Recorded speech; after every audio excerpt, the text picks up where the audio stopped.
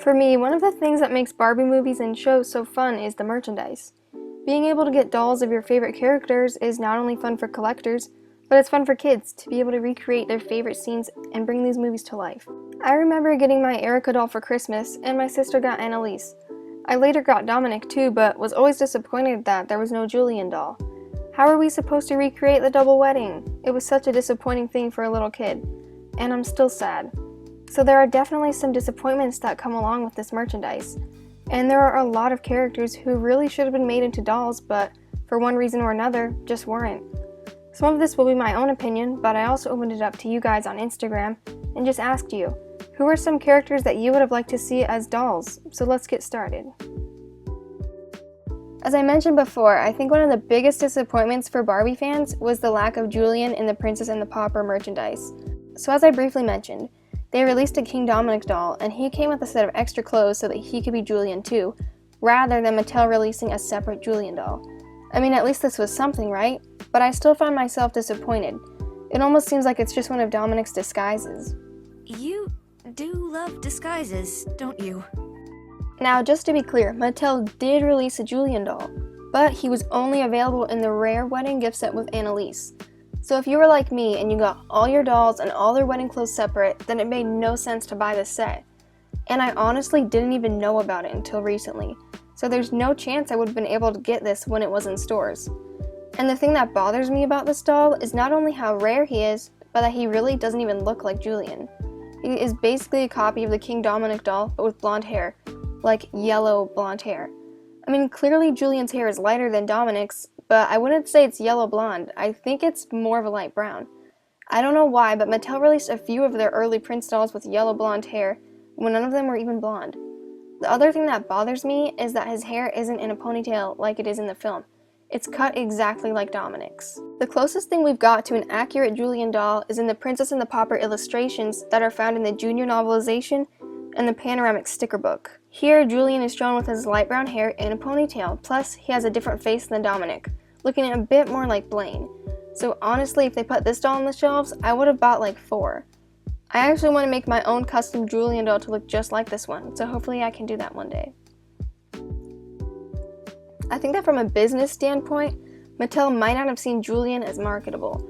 I mean, the only doll of him came with Annalise, clearly showing that they didn't think he'd sell on his own.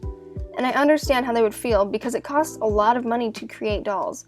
So I think that they produced Julian in the way that made the most sense to them, by reusing the same molds as Dominic and by selling his clothes with Dominic. So at least they acknowledged him and tried to produce him, even if the way they did it made us all really sad. I think we can all agree that we love Dominic and are happy that he got a doll, but we also love Julian, and he deserved to be released as his own doll too. He just deserves the world, and I love him, but I also get what Mattel did.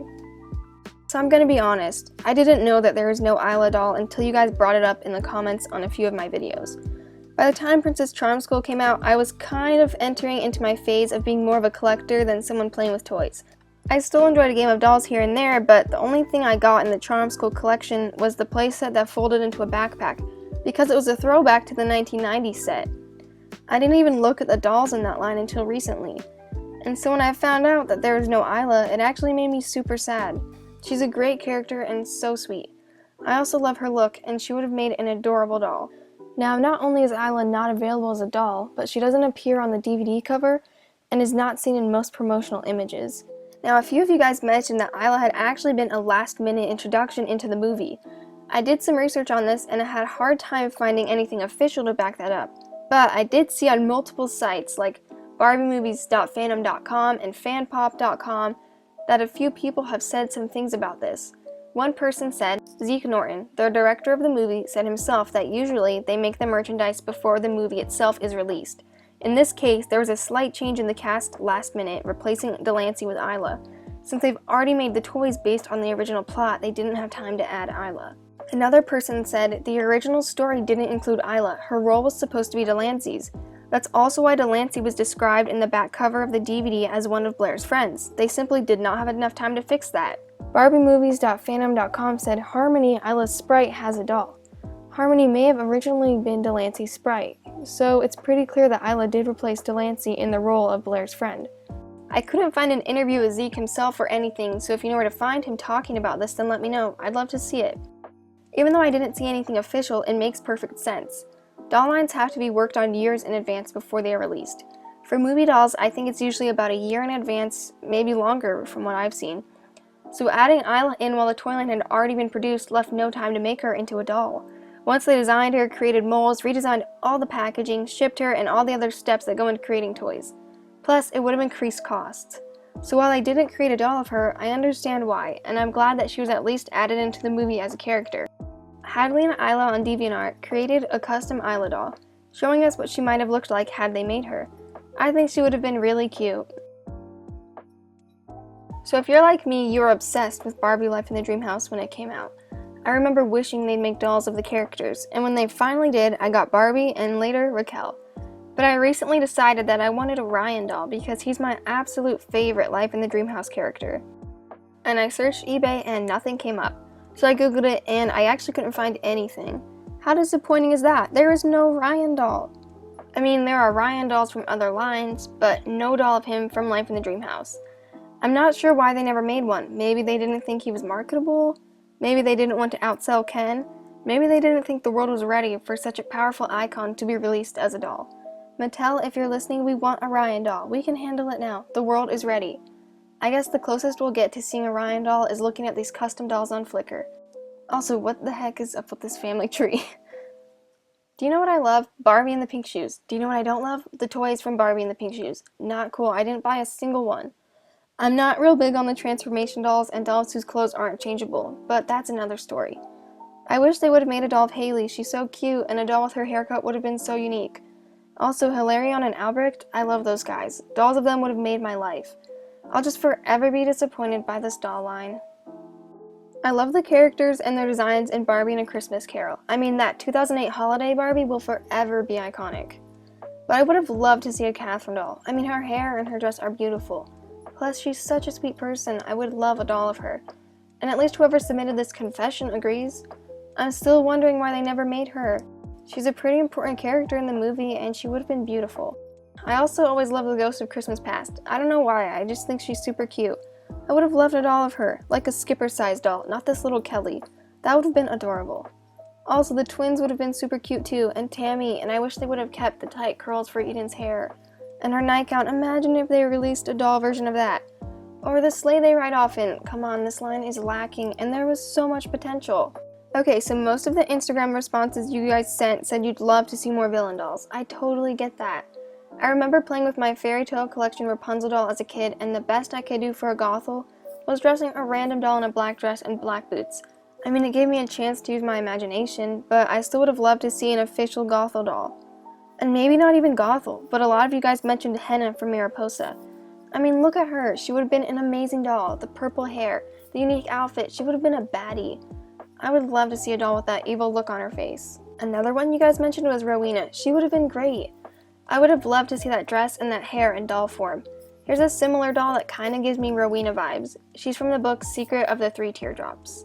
Other villains that would have been amazing dolls would be Laverna, Eris, Odile, and of course Preminger. We have suffered for so long without a Preminger doll. The closest thing we have to a doll of Premi is in the Princess and the Pauper illustrations, and he looks amazing. They also made a Madame Carp doll for these books, which I find super funny. Mattel did release a Raquel doll for the Barbie Diaries, so there's proof that villain dolls do have potential to sell. I mean, clearly there are dolls no one would buy, like the Mouse King or whatever. But if Mattel could make this scary AF Captain Hook doll, then I think they can release some villain dolls. I love the show Barbie Dreamhouse Adventures. They released a few dolls like Barbie, Daisy, Ken, and so on. But I would really love to see Teresa and Renee. And not only them, but Barbie's parents. I think Margaret and George would be adorable dolls. After over 60 years, Barbie's parents definitely need to be released in doll form. A few promotional images featuring Teresa and Renee as dolls have been seen, so hopefully they'll be released as dolls in the near future. A few other characters I would have loved to have seen as dolls are Marie, Kevin, and Ken from Barbie: A Fairy Secret. I mean, just imagine a Ken doll with those tiny pink wings. One of you on Instagram also mentioned Rose Mom. She would have been a beautiful doll. So, were there any characters I missed that you'd like to see some dolls of? I think that with the Barbie universe being so expansive, there are tons of missed opportunities. But I get it, Mattel has to make smart business decisions and will really only bank on dolls that they know will sell. Otherwise, it would be a huge loss of profits. But still, I really wish they would have made these characters into dolls. Thanks for watching, and thanks to all of you who voted in my poll here on YouTube and sent in responses on Instagram. You can follow me on Instagram at 1959.barbie, and I hope you have a great day. You know, as collectors and movie fans, it can be disappointing to look at the lines and think of all the things we wish they would have made, but if you look at it from Mattel's perspective, a lot of it makes good sense because they're not going to manufacture something that they don't think will sell. Like for the villains, if you're a kid and you go to the store to pick out a Fairytopia doll and you see Alina or Laverna, I think you're going to be more likely to pick Alina. So Mattel really would only manufacture stuff that they think will sell. It is kind of sad though, because I feel like the older lines had a lot more to them. Like the Swan Lake line, you had like the characters, you had all the Kelly dolls, you had plush toys and play sets, and I felt like the older ones kind of went on. Like the Princess and the Pauper, they had like sportswear and party stuff, but like the Pink Shoes line had maybe 4 dolls in it. So I think when these movies were at the top of their game, they were making a lot more for the sets. I mean, you look at Christmas Carol, there's not really much to that collection, and I think it's just because that movie wasn't maybe so much of a hit. I think it's kind of forgotten. And so I think they can kind of tell ahead of time how well a movie's going to do. Like Princess Charm School came out a little bit later, but there was quite a bit in that line. And so I think they just kind of judge what they think will do well. And I mean, it's disappointing, but I get where they're coming from. And I mean, they did their best, and a lot of the merchandise is really good. And we're really lucky. There's not a lot of movies that have Barbie dolls that go to them. So I think it's just really cool what we do have, and it's fun to collect and fun to see, and I think we're really lucky. So I'm glad for what Mattel was able to do.